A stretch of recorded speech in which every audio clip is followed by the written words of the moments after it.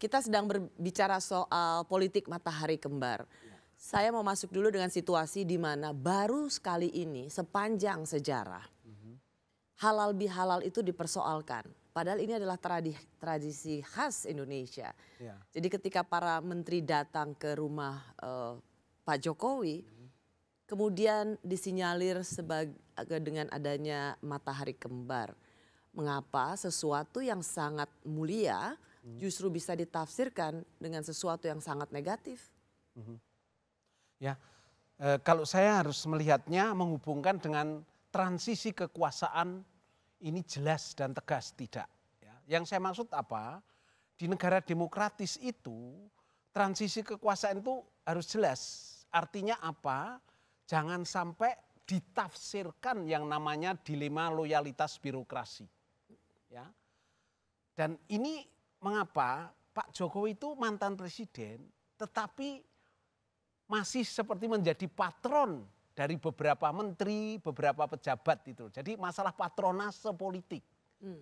Dan yang kedua sebetulnya harusnya Pak Jokowi langsung mengatakan bahwa saya tidak cawe-cawe. Ini kan dikaitkan dengan cawe-cawe segala itu kemarin. Ya. Jadi ini bukan. Itulah kenapa sampai sejauh itu begitu. Ya. Kalau kita lihat misalnya hal yang serupa, para menteri juga atau menteri-menteri yang ada di kabinet sekarang juga datang untuk halal bihalal ke tempat Pak SBY. Ya. Datang juga ke rumah Bu Megawati, tapi kenapa ketika datang ke Pak Jokowi itu langsung nyinyir semuanya atau kemudian bereaksi keras? Ya, karena masalahnya kan dikatakan Pak Prabowo akan melanjutkan politiknya Pak Jokowi. Sejauh mana kekasan dari Pak Prabowo itu juga ditampilkan.